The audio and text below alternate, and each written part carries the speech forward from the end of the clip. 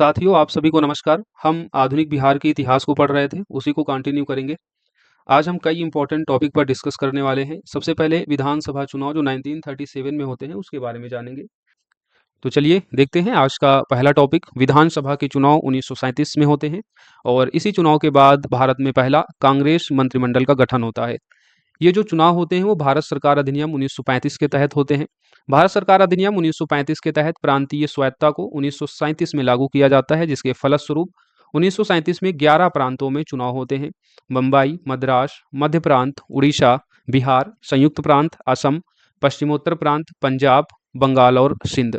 इन 11 प्रांतों में होते हैं चुनाव और 11 प्रांतों में से 8 प्रांतों में कांग्रेस जो है सरकार बनाने में अपनी सफल होती है। कांग्रेस कहाँ-कहाँ पर अपनी सरकार बनाती है? तो मुंबई में, मध्य प्रांत में, मद्रास में, उड़ीसा में, बिहार, संयुक्त प्रांत, असम और पश्चिमोत्तर प्रांत। तो इन 8 जगहों पर कांग्रेस अपनी सरकार बनाने में सफल होती है। बाकी जो आप 3 देख रहे हैं, यहाँ पर कांग्रेस अपनी सरकार नहीं बना पाती है। पंजाब में यूनियनिस्ट पार्टी बनाती है सिकंदर हयात के नेतृत्व में। बंगाल में कृषक प्रजा पार्टी अपनी पार्टी बनाती है फजलुल हक के नेतृत्व में। और सिंध में ना तो कांग्रेस सरकार ना ही गैर मुस्लिम लीग यहाँ पर सरकार बना पाती है। सिंध की एक अपनी अलग लोकल पार्टी है जो यहाँ पर सरकार बनाती है।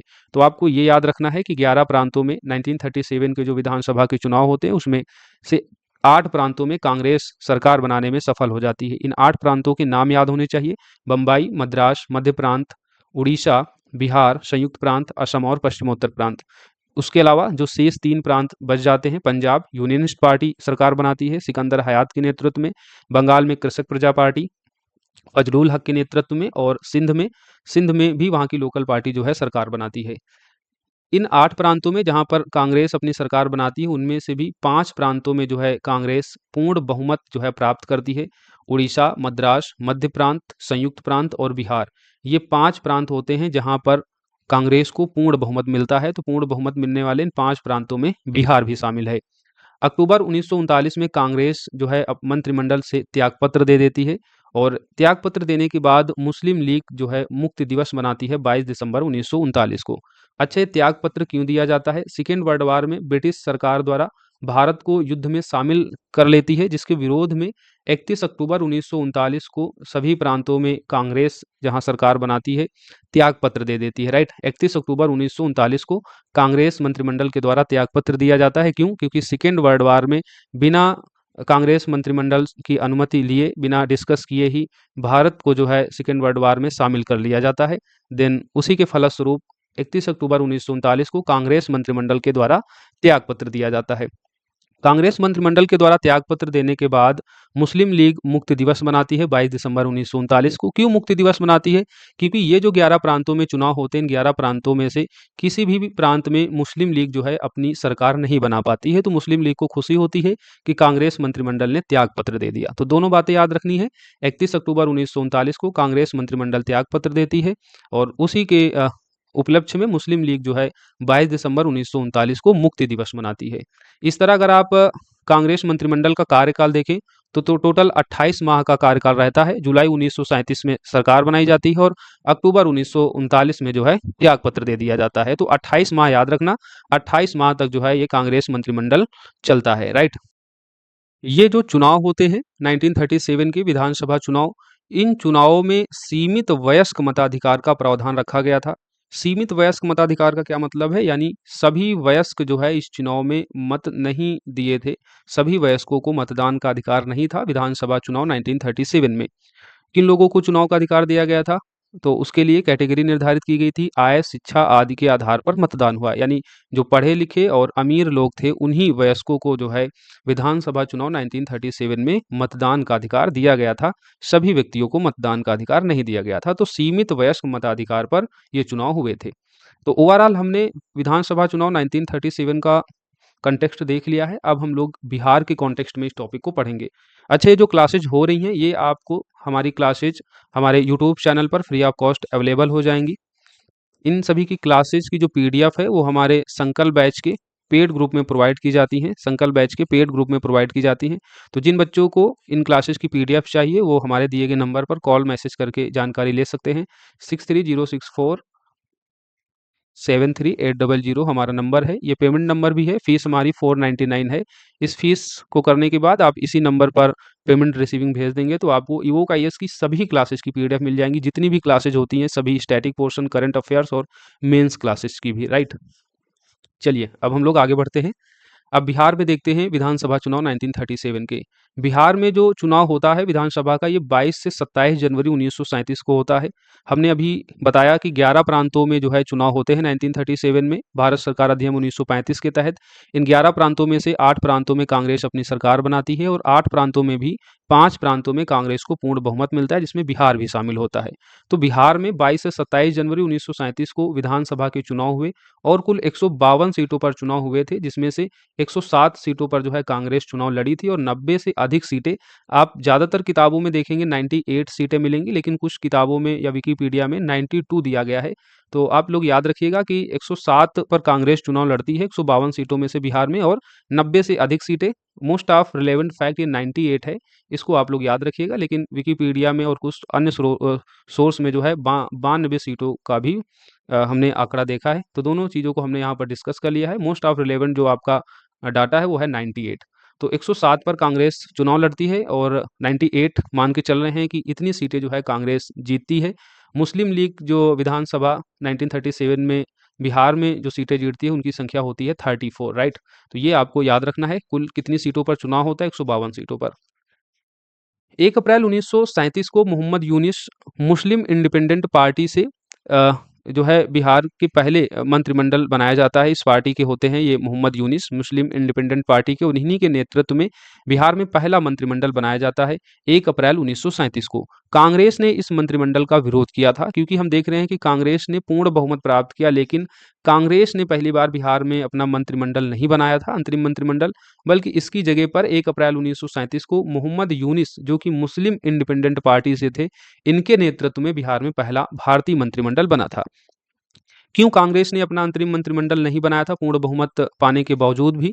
तो यहाँ पर हमने नीचे इस बात को लिख दिया है कि तत्कालीन राज्यपाल एमजी हैलेट जो थे इस टाइम बिहार के राज्यपाल, इन्होंने कांग्रेस नेता श्री कृष्ण सिंह को सरकार बनाने का न्योता दिया था, किंतु राज्यपाल यह आश्वासन देने से तैयार नहीं थे कि मंत्रियों के वैधानिक कार्यों में हस्तक्षेप नहीं करेंगे। अतः श्री कृष्ण सिंह ने सरकार बनाने से इनकार कर दिया।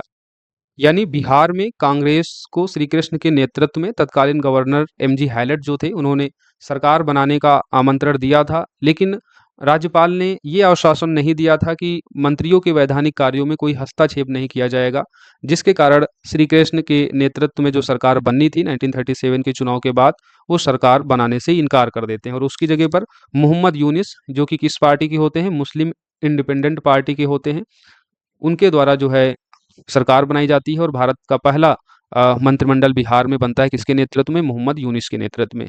लेकिन बाद में तत्कालीन वायसराय लॉर्ड लिनलिथिगो ने आश्वासन दिया कि मंत्रियों के कार्यों में गवर्नर जो है हस्तक्षेप नहीं करेगा। जब तत्कालीन वायसराय ने ये आश्वासन दे दिया कि मंत्रियों के कार्यों में गवर्नर हस्तक्षेप नहीं करेगा, तब जो है 20 जुलाई 1937 को मोहम्मद यूनिस के अंतरिम मंत्रिमंडल से त्यागपत्र देने के बाद 20 जुलाई 1937 को श्री कृष्ण सिंह के नेतृत्व में कांग्रेस मंत्रिमंडल का गठन किया जाता है। तो बिहार में पहला कांग्रेस मंत्रिमंडल का गठन श्री कृष्ण के नेतृत्व में किया जाता है। ओवरऑल अगर आपसे पूछा जाएगा, कांग्रेस का जिक्र नहीं किया जाएगा, तब क्या होगा, पहला मंत्रिमंडल जो है वो मोहम्मद यूनिस के नेतृत्व में बनता है। मोहम्मद यूनिस मुस्लिम इंडिपेंडेंट पार्टी से होते हैं, राइट। तो ये आपको याद रखना है। श्री कृष्ण के नेतृत्व में कांग्रेस के मंत्रिमंडल का गठन कब होता है, तो 20 जुलाई 1937 को। इसके अध्यक्ष कौन होते हैं, तो राम दयालु सिंह बनाए जाते हैं और उपाध्यक्ष अब्दुल बारी बनाए जाते हैं। तो याद रखिएगा, ये आपके इंपॉर्टेंट है, एग्जाम पॉइंट ऑफ व्यू से बेहद महत्वपूर्ण है, मल्टीपल टाइम क्वेश्चन यहाँ से आया है। राजनीतिक बंदियों की रिहाई के प्रश्न पर बिहार मंत्रिमंडल ने 15 फरवरी 1938 को त्यागपत्र दे दिया था, किंतु बाद में श्री कृष्ण सिंह और गवर्नर के बीच वार्ता से राजनीतिक बंदियों की समस्या सुलझ जाने के बाद जो है मंत्रिमंडल ने त्यागपत्र वापस ले लिया था। यानी फाइनली जो ब्रिटिश मंत्रिमंडल त्यागपत्र देती है वो तो देती है 31 अक्टूबर 1939 को, लेकिन उससे पहले बिहार मंत्रिमंडल का जो गठन होता है कांग्रेस मंत्रिमंडल का 20 जुलाई 1937 को श्री कृष्ण के नेतृत्व में, इस मंत्रिमंडल ने जो है 15 फरवरी 1938 को ही त्यागपत्र दे देती है एक बार राजनीतिक बंदियों की रिहाई के प्रश्न पर। लेकिन बाद में श्री कृष्ण, और बाद में ये डेट कौन सी होती है, तो ये होती है 26 फरवरी। 15 फरवरी को त्यागपत्र दिया जाता है कांग्रेस मंत्रिमंडल जो बिहार में होता है राजनीतिक बंदियों की रिहाई के प्रश्न पर। उसके बाद 26 फरवरी को श्री कृष्ण सिंह और गवर्नर के बीच एक वार्ता होती है और राजनीतिक बंदियों की समस्या को सुलझाया जाता है। सुलझाए जाने के बाद ही कांग्रेस मंत्रिमंडल जो है पुनः अपना त्यागपत्र वापस ले लेती है। लेकिन सेकेंड वर्ल्ड वॉर में ब्रिटिश सरकार द्वारा भारत को युद्ध में शामिल करने के विरोध में 31 अक्टूबर 1939 को सभी प्रांत जिसमें बिहार भी शामिल है कि कांग्रेस सरकार ने त्यागपत्र दे दिया। तो ये कहानी है विधानसभा चुनाव की।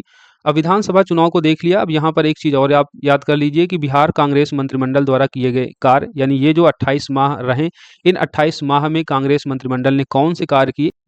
बदलते एग्जाम पैटर्न को देखते हुए ये मोस्ट रिलेवेंट फैक्ट हैं कि कांग्रेस मंत्रिमंडल के द्वारा किए गए कार्य जो 28 माह तक चला। तो उसमें से पहला क्या है, काश्तकारी व्यवस्था के तहत किसानों की राहत हेतु बिहार टेनेंसी अमेंडमेंट एक्ट 1938 पारित करना। दूसरा, शैक्षणिक सुधार हेतु केटी शाह की अध्यक्षता में शिक्षा पुनर्गठन समिति और मौलाना अबुल कलाम की अध्यक्षता में हिंदुस्तानी समिति का गठन करना। यानी शैक्षणिक सुधार हेतु ये कुछ कार्य किए गए जिसमें केटी शाह की अध्यक्षता में एक शिक्षा पुनर्गठन समिति बनाई गई थी, ये आपको याद रखना है। और दूसरा, मौलाना अबुल कलाम की अध्यक्षता में हिंदुस्तानी समिति का गठन होता है शिक्षा में सुधार के लिए। बंदियों की रिहाई और जो अखबार पत्रिकाएं पुस्तकें वगैरह पर प्रतिबंध लगा दिया गया था, उनके प्रकाशनों से जो है प्रतिबंध की समाप्ति की गई थी। राजेंद्र प्रसाद की अध्यक्षता में श्रम जांच समिति बनी थी श्रमिकों के जीवन कार्यों की स्थिति की जांच के लिए। तो ये कुछ इंपॉर्टेंट कार्य होते हैं कांग्रेस मंत्रिमंडल के द्वारा जो इन 28 माह में किए जाते हैं। अब हम कुछ यहाँ पर इंपॉर्टेंट फैक्ट देखेंगे। ओवरऑल हमने विधानसभा चुनाव 1937 के बारे में कवर कर लिया है। इंपॉर्टेंट फैक्ट देख लेते हैं। बिहार में द्वैध शासन का प्रारंभ 29 दिसंबर 1920 को होता है और आप जानते हैं द्वैध शासन प्रणाली जो शुरू होती है ब्रिटिश सरकार की, वो भारत सरकार अधिनियम 1919 के तहत शुरू की जाती है और इसी के अंतर्गत बिहार में द्वैध शासन का प्रारंभ होता है 29 दिसंबर 1920 को। आप फ्लैशबैक में सोच रहे होंगे बक्सर वार के बाद रॉबर्ट क्लाइव के द्वारा द्वैध शासन स्टार्ट किया जाता है, तो वो द्वैध शासन बेसिकली ईस्ट इंडिया कंपनी के शासन के अंतर्गत होता है और ये द्वैध शासन है ब्रिटिश क्राउन के अंतर्गत। 1858 का जब अधिनियम आता है उसके बाद कंपनी शासन को समाप्त करके भारत की जो प्रशासनिक व्यवस्था होती है वो ब्रिटिश क्राउन जो है डायरेक्ट अपने हाथों में ले लेती है। उसके बाद के जो अधिनियम आते हैं और भारत की जो प्रशासनिक प्रणाली होती है वो सीधे जो है वो ब्रिटिश सरकार के द्वारा नियंत्रित होती है। तो भारत सरकार अधिनियम 1919 के तहत 29 दिसंबर 1920 को बिहार में द्वैध शासन का प्रारंभ किया जाता है। बिहार, उड़ीसा सहित अगर हम भारत के पहले भारतीय गवर्नर देखेंगे तो सत्येंद्र प्रसाद सिन्हा थे और बिहार में द्वैध शासन प्रारंभ होने के समय अगर आपसे पूछ लिया जाएगा बिहार के कौन गवर्नर थे, तब भी आप सत्येंद्र प्रसाद सिन्हा बताएंगे, राइट। भारतीय परिषद अधिनियम 1909 में गवर्नर जनरल को कार्यकारी परिषद में एक भारतीय सदस्य को नामित करने की अनुमति दी गई थी। इसके परिणाम स्वरूप ही पहले भारतीय सदस्य बने थे सत्येंद्र प्रसाद सिन्हा। तो ये इंपॉर्टेंट है, याद रखिएगा कि भारतीय परिषद अधिनियम 1909 के तहत गवर्नर जनरल को कार्यकारी परिषद में एक भारतीय सदस्य को नामित करने की अनुमति दी गई थी और ये जो एक भारतीय सदस्य था वो कौन था पहला, तो पहले भारतीय सदस्य थे गवर्नर जनरल की कार्यकारी परिषद में सत्येंद्र प्रसाद सिन्हा और ये विधिक सदस्य के रूप में नियुक्त किए गए थे। और ये सत्येंद्र प्रसाद सिन्हा फिर आगे बिहार, जब उड़ीसा भी उसमें इन्वॉल्व होता है उस टाइम जो है ये प्रथम गवर्नर बनते हैं और बिहार में द्वैध शासन प्रारंभ होने के समय ये बिहार के गवर्नर होते हैं। सत्येंद्र प्रसाद सिन्हा के बारे में कुछ अन्य बातें जान लीजिए। बंगाल के पहले भारतीय एडवोकेट जनरल बनते हैं। इनकी नियुक्ति की जाती है बंगाल के पहले भारतीय एडवोकेट जनरल के रूप में 1905 में और इस पद की जो पुष्टि होती है वो 1908 में होती है। ब्रिटिश मंत्रिमंडल के सदस्य बनने वाले ये पहले भारतीय हैं, तो ये आपके लिए इंपॉर्टेंट है, आपसे प्रश्न यहाँ से पूछा जाता है, राइट। अब बिहार के राज्यपाल देख लेते हैं। हमने आपको बता दिया कि जब बिहार जो है उड़ीसा सहित, यानी जब उड़ीसा बिहार से अलग नहीं हुआ था, तब अगर आपसे पूछ लिया जाए कि पहले भारतीय गवर्नर कौन थे, तो आप क्या बताएंगे, सत्येंद्र प्रसाद सिन्हा। अगर आपसे पूछ लिया जाए कि बिहार में द्वैध शासन प्रारंभ होने के समय कौन बिहार के गवर्नर थे, तब भी आप सत्येंद्र प्रसाद सिन्हा बताएंगे। ये भारतीय गवर्नर की बात हो रही है। बिहार में द्वैध शासन प्रारंभ कब हुआ था, तो 29 दिसंबर 1920 को भारत सरकार अधिनियम 1919 के तहत। और ये सत्येंद्र प्रसाद सिन्हा ये पहले भारतीय सदस्य थे गवर्नर जनरल की कार्यकारी परिषद में नियुक्त होने वाले। सत्येंद्र प्रसाद सिन्हा के बारे में जो चीजें बताई गई हैं याद रखिएगा, यहाँ से प्रश्न पूछा जाता है। अब बिहार के राज्यपाल देख लेते हैं। तो स्वतंत्रता से पहले जो बिहार के पहले राज्यपाल बनते हैं वो कौन होते हैं, जेम्स शिफ्टन। जेम्स शिफ्टन को बिहार का राज्यपाल बनाया जाता है 1 अप्रैल 1936 को, क्योंकि 1 अप्रैल 1936 को ही उड़ीसा जो है बिहार प्रांत से अलग हो जाता है तब इंडिविजुअल रूप से बिहार का राज्यपाल आप देखेंगे पहला स्वतंत्रता से पहले तो ये जेम्स शिफ्टन बनाए जाते हैं 1 अप्रैल 1936 को। उसके बाद 1937 को राज्यपाल बनते हैं बिहार के गार्नियर हैलेट, और गार्नियर हैलेट जब राज्यपाल होते हैं तभी विधानसभा चुनाव होते हैं 1937 के। ये चीज़ हमने आपको अभी पीछे भी बताई थी, राइट। स्वतंत्रता के बाद अगर आपसे भारत के पहले राज्यपाल पूछ लिए जाएंगे तो उनका नाम क्या होगा? जयराम दास दौलत राम। तो स्वतंत्रता के बाद बिहार के पहले राज्यपाल जयराम दास दौलत राम, स्वतंत्रता से पहले बिहार के राज्यपाल जेम्स शिफ्टन 1 अप्रैल 1936 को, और बिहार उड़ीसा सहित पहले भारतीय गवर्नर सत्येंद्र प्रसाद सिन्हा। और बिहार में द्वैध शासन जब प्रारंभ होता है 29 दिसंबर 1920 को, तब पूछा जाएगा बिहार के गवर्नर कौन थे, तब भी आप बताएंगे सत्येंद्र प्रसाद सिन्हा। और इस टाइम उड़ीसा भी बिहार में शामिल था। अब हम बिहार में व्यक्तिगत सत्याग्रह के बारे में देखेंगे।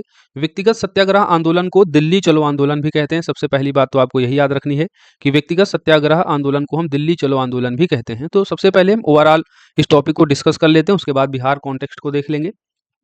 गांधी जी के द्वारा 17 अक्टूबर 1940 को पवनार आश्रम जो महाराष्ट्र में है, यहाँ से व्यक्तिगत सत्याग्रह या दिल्ली चलो आंदोलन को शुरू किया गया था। तो दिल्ली चलो आंदोलन या व्यक्तिगत सत्याग्रह को कब स्टार्ट किया गया? तो गांधी जी के द्वारा 17 अक्टूबर 1940, डेट याद रखनी है, 17 अक्टूबर 1940 को। कहाँ से? तो पवनार आश्रम जो कि कहाँ है? महाराष्ट्र में। तो यहाँ से व्यक्तिगत सत्याग्रह आरंभ होता है। गांधी जी के द्वारा जो पहले सत्याग्रही बनाए जाते हैं वो बनाए जाते हैं विनोबा भावे, दूसरे सत्याग्रही जवाहरलाल नेहरू, और तीसरे सत्याग्रही ब्रह्मदत्त। ये मल्टीपल टाइम आपसे इंडियन मॉडर्न हिस्ट्री में पूछे जाने वाले प्रश्न हैं। पहले सत्याग्रही विनोबा भावे, दूसरे जवाहरलाल नेहरू और तीसरे ब्रह्मदत्त। उद्देश्य क्या था व्यक्तिगत सत्याग्रह का? उद्देश्य था ब्रिटिश सरकार के उस दावे को खोखला साबित करना कि भारत की जनता सेकेंड वर्ल्ड वार में सरकार के साथ है। यानी उस दावे को खोखला करना था, जिस दावे को जो है ब्रिटिश सरकार ये कह रही थी कि भारत की जनता जो है सेकेंड वर्ल्ड वार में उनके साथ है। तो उस दावे को जो है खोखला करना था, उस दावे को खारिज करना था। इस व्यक्तिगत सत्याग्रह का उद्देश्य था ये कि ब्रिटिश सरकार के उस दावे को खोखला साबित करना कि भारत की जनता जो है सेकेंड वर्ल्ड वार में उनके साथ है, यानी सरकार के साथ है। कुल मिलाकर यह सत्याग्रह ब्रिटिश सरकार की भारत नीति के प्रति नैतिक विरोध की प्रतीकात्मक अभिव्यक्ति थी, राइट, अभिव्यक्ति थी। ये व्यक्तिगत सत्याग्रह कि हमारी अपनी अभिव्यक्ति की स्वतंत्रता है। आप जो है अपने आप से ये नहीं कह सकते हैं कि भारत की जनता जो है सेकेंड वर्ल्ड वार में शामिल होने के लिए हमारे साथ है। और इसी को लेकर अभी हमने पीछे ही बताया 1937 में जो विधानसभा का चुनाव होता है उसके बाद कांग्रेस मंत्रिमंडल का गठन होता है, और इसी सेकेंड वर्ल्ड वार में भारत की जनता को शामिल किए जाने के कारण ही 31 अक्टूबर 1939 को कांग्रेस मंत्रिमंडल जो है इस्तीफा देती है, त्याग पत्र दे देती है। और उसी का विरोध जो है ये व्यक्तिगत सत्याग्रह भी कर रहा है कि ब्रिटिश सरकार के उस दावे को इस व्यक्तिगत सत्याग्रह के द्वारा खोखला साबित करना था, झूठा साबित करना था कि भारत की जनता जो है सेकेंड वर्ल्ड वार में सरकार के साथ है, राइट। अब हम बिहार के कॉन्टेक्स्ट में इस व्यक्तिगत सत्याग्रह को देख लेते हैं। ओवरऑल हमने देख लिया व्यक्तिगत सत्याग्रह के बारे में कि 17 अक्टूबर 1940 को पवनार आश्रम महाराष्ट्र से गांधी जी के द्वारा इसका आरंभ किया जाता है। उसके बाद की सभी चीज़ों को हमने यहाँ देखा। अब अगर बिहार की बात करें तो बिहार में सत्याग्रह शुरू होता है, व्यक्तिगत सत्याग्रह 28 नवंबर 1940 को, राइट, 28 नवंबर 1940 को बिहार में सत्याग्रह आरंभ होता है। और उसके बाद बिहार में जो पहले सत्याग्रही बनते हैं वो श्री कृष्ण सिंह होते हैं और दूसरे अनुग्रह नारायण सिंह। तो आपको ये दोनों बातें याद रखनी है। बिहार में व्यक्तिगत सत्याग्रह 28 नवंबर 1940 को प्रारंभ होता है। बिहार में पहले सत्याग्रही श्री कृष्ण सिंह और दूसरे सत्याग्रही अनुग्रह नारायण सिंह, राइट। गया में कुछ महिलाएं सत्याग्रह करते हुए गिरफ्तार होती हैं। उनमें से प्रमुख महिलाएं थी प्रियंका देवी, और दूसरी जगत रानी देवी, और तीसरी जानकी देवी। यहाँ पर हमने नोट पॉइंट में एक इम्पॉर्टेंट फैक्ट यहाँ पर डिस्कस किया है कि सर्वोदय शब्द का जो प्रयोग सर्वप्रथम गांधी जी के द्वारा किया जाता है, और विनोबा भावे के द्वारा जो है गांधी जी के आदर्शों के प्रचार के लिए सर्वोदय समाज की स्थापना की जाती है। तो सर्वोदय एक वर्ड है, और इस वर्ड का सबसे पहले प्रयोग जो है गांधी जी के द्वारा किया गया था। बाद में विनोबा भावे के द्वारा गांधी जी के आदर्श प्रचारों के लिए जो है सर्वोदय समाज की स्थापना की जाती है। अब हम अखिल भारतीय फॉरवर्ड ब्लॉक के बारे में देखेंगे, जिसे सुभाष चंद्र बोस के द्वारा गठित किया गया था। और फिर हम बिहार के कॉन्टेक्स्ट को भी इस घटना से जोड़ के देखेंगे कि बिहार में अखिल भारतीय फॉरवर्ड ब्लॉक का क्या प्रभाव पड़ा और बिहार में इसका नेतृत्व किसने किया, राइट। राजनीतिक मतभेदों के कारण सुभाष चंद्र बोस ने 1939 में जो है कांग्रेस के अध्यक्ष पद से इस्तीफा दे दिया था। इंडियन नेशनल कांग्रेस के अध्यक्ष पद के लिए सुभाष चंद्र बोस 2 बार चुने गए थे। एक बार निर्विरोध रूप से 1938 में हरिपुरा अधिवेशन के लिए, और उसके अगले ही वर्ष हम 1939 में देखते हैं ये त्रिपुरी अधिवेशन के लिए अध्यक्ष पद के लिए चुने गए थे। लेकिन 1939 में इनको पट्टाभी सीतारामैया से फाइट करनी पड़ी थी अध्यक्ष के पद के लिए। पट्टाभी सीतारामैया जो कि गांधी जी के प्रतिनिधि के तौर पर ये खड़े हुए थे, क्योंकि गांधी जी सुभाष चंद्र बोस के बीच यहाँ मतभेद होता है और गांधी जी नहीं चाहते थे कि कांग्रेस के 1939 के त्रिपुरी अधिवेशन की अध्यक्षता सुभाष चंद्र बोस करे। इसलिए अध्यक्ष पद के लिए जो है पट्टाभी सीतारामैया को उतारते हैं और कहते हैं कि पट्टाभी सीतारामैया की हार हमारी हार होगी। लेकिन इसके बावजूद भी सुभाष चंद्र बोस जो है पट्टाभी सीतारामैया को हराकर अध्यक्ष पद के लिए चुने जाते हैं। कुछ समय बाद ये अध्यक्ष पद से सुभाष चंद्र बोस इस्तीफा दे देते हैं। उसके बाद की जो अध्यक्षता करते हैं वो डॉक्टर राजेंद्र प्रसाद के द्वारा की जाती है। कांग्रेस और सुभाष चंद्र बोस के बीच जो राजनीतिक मतभेद होता है, उसी के चलते जो है इंडियन नेशनल कांग्रेस अधिवेशन 1939 त्रिपुरी अधिवेशन की अध्यक्षता के लिए उनको चुना तो जाता है, लेकिन कुछ समय के बाद ही इस मतभेद के चलते इस्तीफा देते हैं। फिर उसके बाद डॉक्टर राजेंद्र प्रसाद जो है अध्यक्षता के पद को संभालते हैं। लेकिन उसी बीच अध्यक्ष के पद से इस्तीफा देने के बाद 3 मई 1939 को अखिल भारतीय फॉरवर्ड ब्लॉक का दल को गठित करते हैं सुभाष चंद्र बोस। और ये जो अखिल भारतीय फॉरवर्ड ब्लॉक होता है, ये एक वामपंथी राष्ट्रवादी राजनीतिक दल था। इसका उद्देश्य क्या था? बंगाल में राजनीतिक वामपंथ और प्रमुख समर्थन आधार को मजबूत करना। कांग्रेस के भीतर जो व्यक्ति वामपंथ राष्ट्रवादी विचारधारा के समर्थक थे, उनके लिए जो है एक वैकल्पिक नेतृत्व विकसित करना था। तो कांग्रेस के भीतर सभी वामपंथी वर्गों को एकजुट करना और कांग्रेस के अंदर एक वैकल्पिक नेतृत्व विकसित करना था इस अखिल भारतीय फॉरवर्ड ब्लॉक का, जिसे 3 मई 1939 को सुभाष चंद्र बोस के द्वारा गठित किया गया था।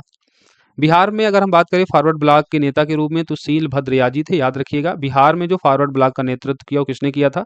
सीलभद्र याजी। सीलभद्र याजी को 16 मई 1940 को छपरा में भारत रक्षा कानून के अंतर्गत आपत्तिजनक भाषण देने के अभियोग में गिरफ्तार कर लिया गया था। तो बिहार स्पेशल पॉइंट ऑफ से याद रखिएगा कि फॉरवर्ड ब्लॉक का नेता बिहार में कौन था? तो सीलभद्र याजी।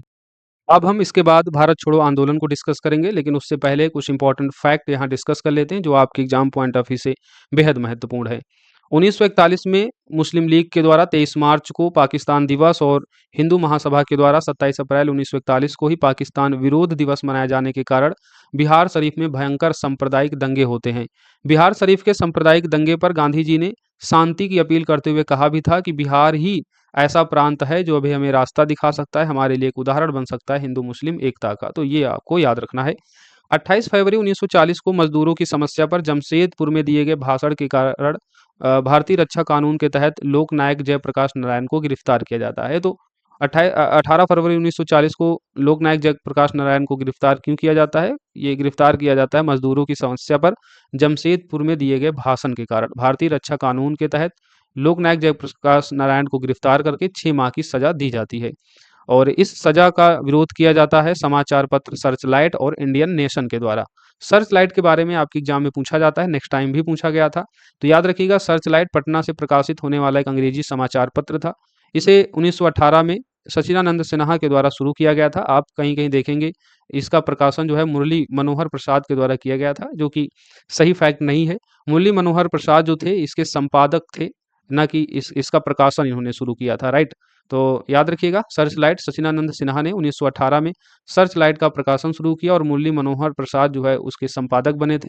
मुरली मनोहर सबसे लंबे समय तक भी संपादक रहे। सर्चलाइट के संपादकों में से और भी नाम है, जैसे सैयद हैदर हुसैन। सैयद हैदर हुसैन का नाम किसी किसी किताब में देखेंगे तो सर्चलाइट के पहले संपादक के तौर पर लिखा हुआ है। तो इसमें से आपको बहुत कंफ्यूज नहीं होना है। चीज़ें आपको जो यहाँ दी जा रही हैं उतना याद कर लीजिए। जब आप लोगों को प्रश्न दिया जाएगा तो विकल्प देकर सही उत्तर तक पहुँच जाएंगे। सचिदानंद सिन्हा ने 1918 में सर्चलाइट का प्रकाशन शुरू किया। मुरली मनोहर प्रसाद इसके संपादक बने थे। मुरली मनोहर सबसे लंबे समय तक संपादक रहे। उसके अलावा सैयद हैदर हुसैन, महेश्वर प्रसाद, सोमायुजुल, एस रंगा अय्यर भी सर्चलाइट के संपादकों में से शामिल थे। तो ये सभी नाम याद रखने हैं जो सर्चलाइट पत्रिका से जुड़े हुए थे इसके संपादक के तौर पर, राइट। इंडियन नेशन समाचार पत्र, जिसे दरभंगा के राजा कामेश्वर सिंह के द्वारा शुरू किया जाता है। तो ये दोनों समाचार पत्र आपको पता होने चाहिए, महत्वपूर्ण है। अब हम भारत छोड़ो आंदोलन, जिसे अगस्त क्रांति भी कहते हैं, उसके बारे में देख लेते हैं। सबसे पहले हम लोग भारत छोड़ो आंदोलन का ओवरऑल हम पर्सपेक्ट देखेंगे। उसके बाद बिहार के कॉन्टेक्स्ट को भी पढ़ लेंगे भारत छोड़ो आंदोलन के अंतर्गत। भारत छोड़ो आंदोलन एक लंबा टॉपिक है, यहाँ से मल्टीपल टाइम क्वेश्चन पूछे जाते हैं, इसलिए इसको हम डिटेल में डिस्कस करेंगे। हम सभी टॉपिकों को बदलते एग्जाम पैटर्न के अनुसार डिस्कस कर रहे हैं, ताकि प्रश्न किसी भी तरीके से पूछा जाए, कंसेप्चुअल पूछा जाए, फैक्चुअल पूछा जाए, आप जो है प्रश्नों को सही कर लें। 14 जुलाई 1942 को वर्धा में कांग्रेस कार्य समिति की बैठक होती है अबुल कलाम आजाद की अध्यक्षता में, और इस बैठक में गांधी जी ने भारत छोड़ो आंदोलन पर चर्चा की और वर्धा प्रस्ताव, जिसे भारत छोड़ो प्रस्ताव कहते हैं, उसको पारित किया गया। तो ये याद रखिएगा, 14 जुलाई 1942 को वर्धा में कांग्रेस कार्य समिति की बैठक होती है अबुल कलाम आजाद की अध्यक्षता में, और इसी बैठक में गांधी जी ने भारत छोड़ो आंदोलन पर चर्चा की थी और वर्धा प्रस्ताव यानी भारत छोड़ो प्रस्ताव को पारित किया गया। बाद में 8 अगस्त 1942 को ग्वालियर टैंक, जो मुंबई में है, ग्वालियर टैंक मैदान, तो मुंबई के ग्वालियर टैंक मैदान में अखिल भारतीय कांग्रेस कमेटी की वार्षिक बैठक होती है और इस बैठक के दौरान ही भारत छोड़ो के प्रस्ताव को स्वीकृति दी जाती है। तो ये आपको याद रखना है, 14 जुलाई वाली भी घटना याद रखनी है, और 8 अगस्त 1942 को भारत छोड़ो आंदोलन के प्रस्ताव पर स्वीकृति दे दी जाती है मुंबई ग्वालियर टैंक मैदान में अखिल भारतीय कांग्रेस कमेटी की वार्षिक बैठक के दौरान।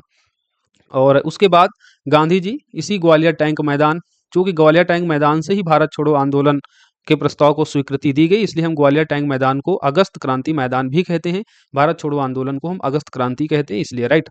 तो ग्वालियर टैंक मैदान, जिसे हम अगस्त क्रांति मैदान के नाम से जानते हैं, यहाँ पर गांधी जी ने भाषण दिया और भाषण में करो या मरो का नारा दिया था और कहा कि हम भारत को या तो आज़ाद करेंगे या आज़ादी के प्रयास में दिवंगत होंगे। तो करो या मरो का नारा भारत छोड़ो आंदोलन के दौरान ही गांधी जी के द्वारा दिया गया था। ये स्टेटमेंट भी आपको याद होना चाहिए, जो कोटेशन है स्टेटमेंट के तौर पर, कि हम भारत को या तो आज़ाद करेंगे या आज़ादी के प्रयास में दिवंगत होंगे। गांधी जी ने कहा था ग्वालियर टैंक मैदान में अपने भाषण के दौरान भारत छोड़ो आंदोलन के समय। भारत छोड़ो और साइमन गो बैक का नारा किसने दिया था? तो यूसुफ मेहर अली ने दिया था। तो भारत छोड़ो और साइमन गो, हमने अब पीछे जब साइमन कमीशन के बारे में आपको पढ़ाया था तो तब बताया था साइमन वापस जाओ, साइमन गो बैक का नारा जो है वो यूसुफ मेहर अली के द्वारा दिया गया था। वो नारा जो है पूरे भारत में साइमन कमीशन के विरोध में जो है गूंज उठा था, लेकिन नारे को दिया किसने सबसे पहले था? यूसुफ मेहर अली। उसी तरीके से भारत छोड़ो का नारा भी यूसुफ मेहर अली ने ही दिया था, right. Louis Fischer Gandhi ji के जो जीवनीकार थे, भारत छोड़ो आंदोलन के दौरान गांधी जी के साथ थे। लुई फिशर एक अमेरिकी पत्रकार थे, गांधी जी के जीवनीकार भी थे और भारत छोड़ो आंदोलन के दौरान ये गांधी जी के साथ थे। भारत छोड़ो आंदोलन के दौरान कांग्रेस के भूमिगत रेडियो का संचालन उषा मेहता और राम मनोहर लोहिया के द्वारा किया गया था। अन्य प्रमुख व्यक्ति जो भूमिगत आंदोलन को आगे बढ़ाया उनमें यूसुफ मेहर अली हैं, अरुण आसफ अली, जिन्हें हम ग्रैंड ओल्ड लेडी के नाम से जानते हैं। ये लास्ट ईयर यूपी पीसीएस के एग्जाम में पूछा गया प्रश्न था कि अरुण आसफ अली को जो है किस अन्य नाम से जानते हैं, तो ये ग्रैंड ओल्ड लेडी के नाम से इनको जाना जाता है। तो यूसुफ मेहर अली हो गई, अरुण आसफ अली यानी grand old lady, Achyut Patwardhan और जयप्रकाश नारायण, ये सभी भूमिगत आंदोलन से जुड़े हुए थे और भूमिगत आंदोलन को भारत छोड़ो आंदोलन के दौरान इसे आगे बढ़ाया, राइट। नेपाल की तराई के बकरी का टापू में अखिल भारतीय आज़ाद दास्ता का गठन किया गया था जयप्रकाश नारायण के द्वारा, और यहाँ से जो सदस्य जुड़ते थे आज़ाद दास्ता में, इनको जो है छापामार युद्ध और विदेशी शासन को अस्त व्यस्त करना और पंगु करने का प्रशिक्षण भी दिया जाता था। तो छापामार युद्ध, जिसे गोरिल्ला युद्ध भी कहते हैं, तो छापामार युद्ध या गोरिल्ला युद्ध का प्रशिक्षण यहाँ दिया जाता था और साथ ही विदेशी शासन को अस्त व्यस्त और पंगु करने का भी प्रशिक्षण यहाँ दिया जाता था। इस नेपाल की तराई में बकरी के टापू में जो अखिल भारतीय आज़ाद दास्ता का गठन जयप्रकाश नारायण के द्वारा जिसे किया गया था। तो ये तो हो गई कुछ ओवरऑल पर्सपेक्ट भारत छोड़ो आंदोलन का। अब हम बिहार के कॉन्टेक्स्ट में आते हैं कि बिहार में जो है कैसे इस भारत छोड़ो आंदोलन की घटना को आप देखते हैं। तो 8 अगस्त 1942 को हमने जान लिया, अखिल भारतीय कांग्रेस कमेटी की बैठक होती है मुंबई के ग्वालियर टैंक में, जहां से भारत छोड़ो आंदोलन का प्रस्ताव जो है पारित कर लिया जाता है, उसे स्वीकृत किया जाता है। भारत छोड़ो प्रस्ताव अच्छा किसने प्रस्तुत किया था? तो जवाहरलाल नेहरू ने।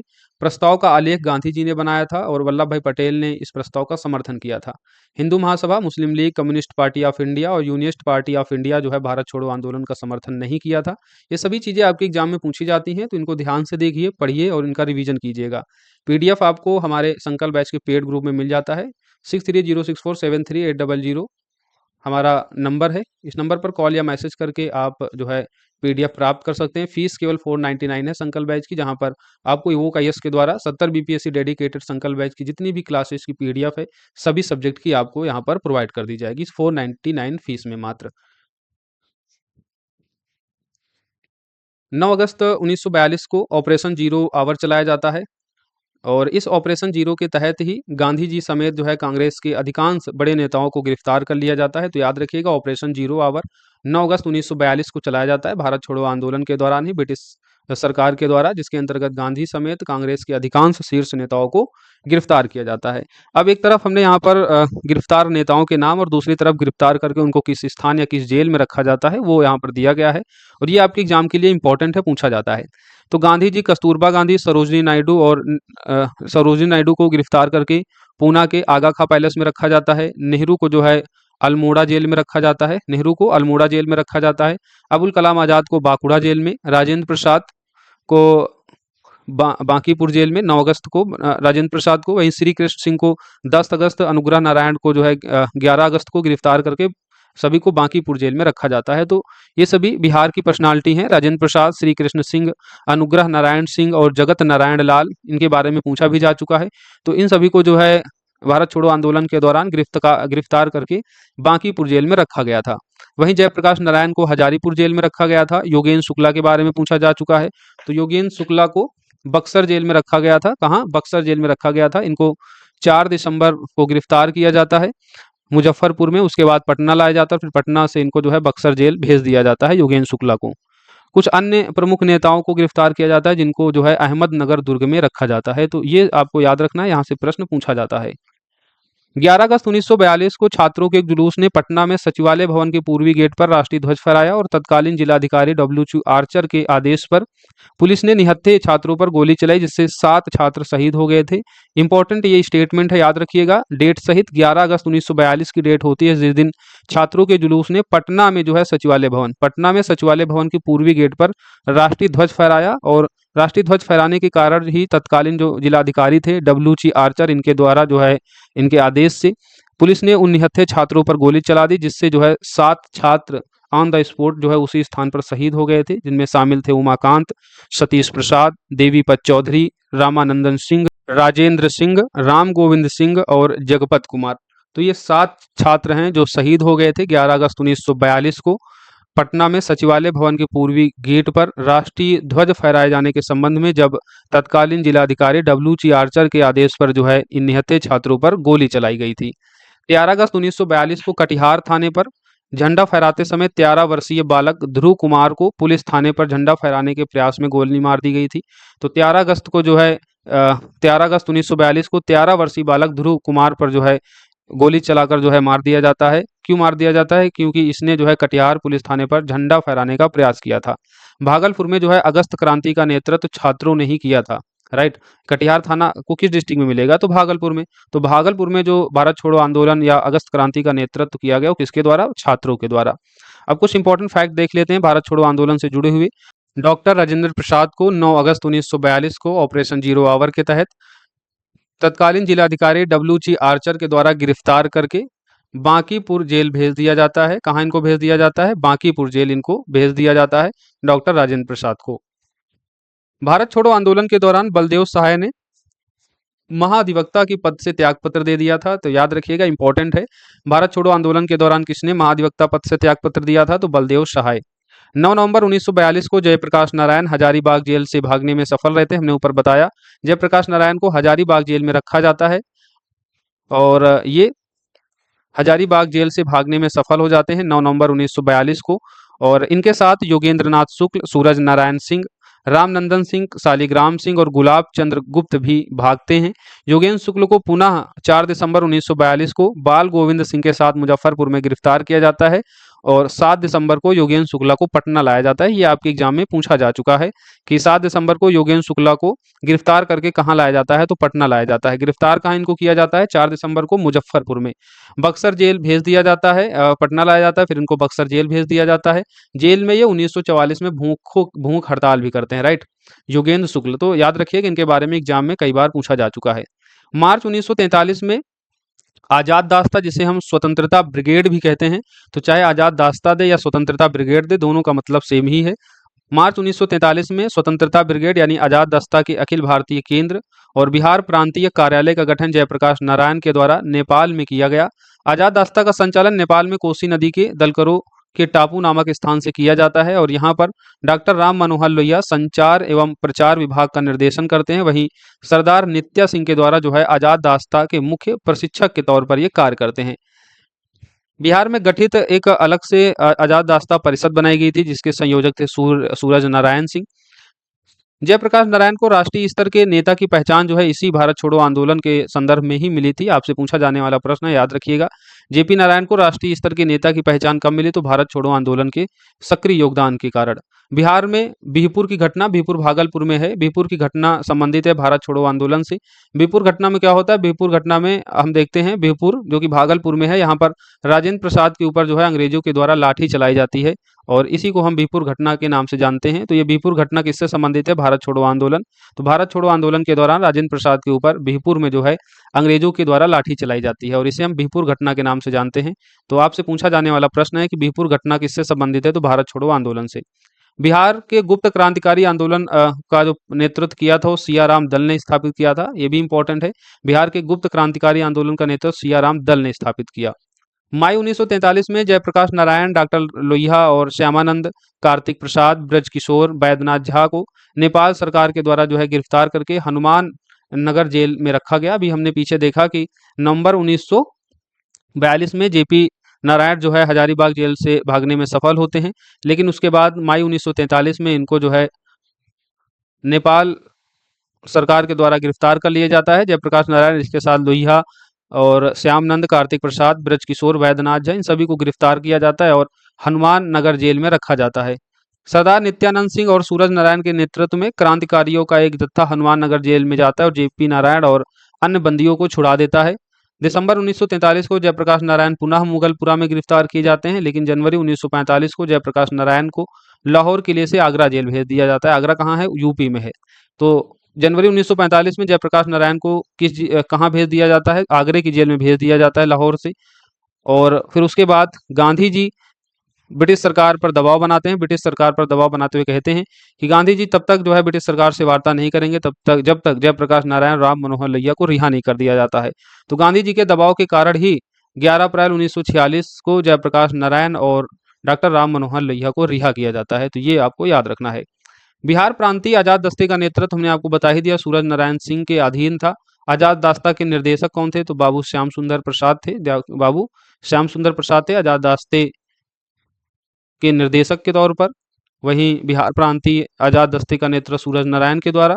आजाद दास्ते का गठन किसके द्वारा किया गया था? तो जयप्रकाश नारायण के द्वारा। अखिल भारतीय आजाद दास्ता का गठन नेपाल की तराई के बकरी टापू पर, और यहाँ पर सदस्यों को छापामार युद्ध, विदेशी शासन को अस्त व्यस्त करने और पंगु करने का प्रशिक्षण दिया जाता था। मार्च 1943 में रामविलास जो नेपाल में है, यहाँ पर प्रथम गोरिल्ला प्रशिक्षण केंद्र की स्थापना की गई थी 1943 में। बिहार में महिलाओं ने भी भारत छोड़ो आंदोलन में बढ़ चढ़ कर हिस्सा लिया था। छपरा में शांति देवी के नेतृत्व में, इंपॉर्टेंट है, याद रखिएगा, शांति देवी के नेतृत्व में एक जुलूस पर लाठीचार्ज करना चाहा। इन्होंने पुलिस हमारा भाई है का नारा लगाया। इसे नारे से प्रवाहित होकर पुलिस के जवानों ने जो है लाठी चलाने से इनकार कर दिया था। अब कुछ ऐसे बिहार के जनसमूह हैं जिन्होंने भारत छोड़ो आंदोलन में बढ़ चढ़कर हिस्सा लिया। उसमें एक है आजाद दास्ता, दूसरा ध्वंसात्मक कमेटी, तीसरा महिला चरखा समिति और चौथा है, आप देख रहे हैं, सियाराम दल, उसके साथ परशुराम दल और महेंद्र गोपाल दल आदि। ये सभी बिहार के जनसमूह हैं जिन्होंने भारत छोड़ो आंदोलन या अगस्त क्रांति में बढ़ चढ़कर भाग लिया, हिस्सा लिया। भारत छोड़ो आंदोलन के दौरान सारण जिले में जो है जगनलाल चौधरी ने थाने को जला दिया था और 1942 में यानी भारत छोड़ो आंदोलन के दौरान ही सारण जिले को जो है अपराधी जिला घोषित किया गया था। मनमथ गुप्ता के अनुसार एक लेख है। मनमथ गुप्ता ने क्या लेख लिखा कि तारापुर जो कि मुंगेर में है, तारापुर मुंगेर की एक विशेष घटना यह है कि जनता पर गोली चलाने के लिए अमेरिकन फौज बुलाई गई थी, पर उसने गोली चलाने से इनकार कर दिया था। तब दूसरी फौज बुलाई गई थी। तो मनमन गुप्ता का लेख है। इन्होंने लिखा था कि तारापुर यानी मुंगेर की एक विशेष घटना है कि जनता पर गोली चलाने के लिए अमेरिकन फौज तो बुलाई गई थी, लेकिन उसने गोली चलाने से इनकार किया, तब दूसरी फौज बुलाई गई। भारत छोड़ो आंदोलन के दौरान जयप्रकाश नारायण ने अमेरिकी सैनिकों को पत्र लिखा कि भारतीयों के खिलाफ अंग्रेजों को साथ न दें। राइट, जयप्रकाश नारायण ने अमेरिकी सैनिकों को पत्र लिखा कि भारतीयों के खिलाफ अंग्रेजों को साथ न दें। राम मनोहर लोहिया आजाद दास्ता के महत्व को बताते हुए क्रांति की तैयारी करो नायक लेख लिखा। फिर 9 अगस्त 1942 को बिहार सरकार ने एक गजट प्रस्तावित कर भारतीय कांग्रेस कार्यकारिणी और बिहार प्रांतीय कांग्रेस कमेटी गैर कानूनी घोषित किया। तो इंपॉर्टेंट है, याद रखिएगा, बिहार सरकार के द्वारा एक गजट प्रकाशित करके भारतीय कांग्रेस कार्यकारिणी, बिहार प्रांतीय कांग्रेस कमेटी और बिहार कांग्रेस कार्यकारिणी, बिहार कार्यपालिका कमेटी को गैर कानूनी घोषित किया गया था 9 अगस्त 1942 को। भारत छोड़ो आंदोलन से उत्पन्न दंगे आपको बिहार और संयुक्त प्रांत में सबसे अधिक व्यापक तौर पर देखे गए थे। याद रखिएगा, भारत छोड़ो आंदोलन में उत्पन्न दंगे बिहार और संयुक्त प्रांत में सबसे अधिक व्यापक रहे। लॉर्ड लिनलिथगो ने, जो तत्कालीन वायसराय थे, इस टाइम पर तो लॉर्ड लिनलिथगो ने 1942 के अगस्त आंदोलन को सिपाही विद्रोह के सर्वाधिक गंभीर विद्रोह कहा। सिपाही विद्रोह ये वही है जो 1857 को होता है। तो 1857 के विद्रोह के बाद सर्वाधिक गंभीर विद्रोह कहा इस 1942 के अगस्त आंदोलन को किसने? तत्कालीन वायसराय लॉर्ड लिनलिथगो ने। कारण क्या बताया? कुछ क्षेत्रों में किसान जो है व्यापक जन आंदोलन में उठ खड़े हुए थे। राइट। भारत छोड़ो आंदोलन को स्वतः स्फूर्त आंदोलन भी कहा जाता है। स्वतः स्फूर्त आंदोलन भी कहा जाता है क्योंकि इस आंदोलन का कोई जो है नेतृत्व करता नहीं था। 9 अगस्त को ही सभी बड़े शीर्ष नेता गिरफ्तार कर लिए जाते हैं, लेकिन फिर भी ये आंदोलन व्यापक स्तर पर बिना किसी रूपरेखा के चलता रहा, जिसमें भारत के लगभग सभी वर्गों ने जो है बढ़ चढ़कर हिस्सा लिया था। तो इस तरीके से हमने भारत छोड़ो आंदोलन के बारे में डिटेल में डिस्कस किया। अखिल भारतीय फॉरवर्ड ब्लॉक के बारे में हमने जाना। बिहार विधानसभा चुनाव को डिटेल में हमने देखा और व्यक्तिगत सत्याग्रह आंदोलन को भी। हम जो क्लास पढ़ रहे हैं उसमें बिहार के कॉन्टेक्स्ट को लेते हुए ओवरऑल हम उस पूरे टॉपिक को क्लियर कर रहे हैं ताकि चीज़ें आप अच्छे से जोड़ पाएं और प्रश्न जिस तरीके से अब बदलते एग्जाम पैटर्न में पूछे जाएंगे उस हिसाब से आप तैयार हो पाएं। राइट। मिलेंगे अब हम लोग अपनी अगली क्लास में। क्लास को यहीं समाप्त करते हैं। जो बच्चे बीपीएससी की प्रिपरेशन कर रहे हैं वो संकल्प बैच से हमारे जुड़ सकते हैं। संकल्प बैच बीपीएससी के लिए यह है 499 इसकी फीस है। 6306473800 हमारा नंबर है, इस पर कॉल या मैसेज करके इसके बारे में पूछ सकते हैं। धन्यवाद।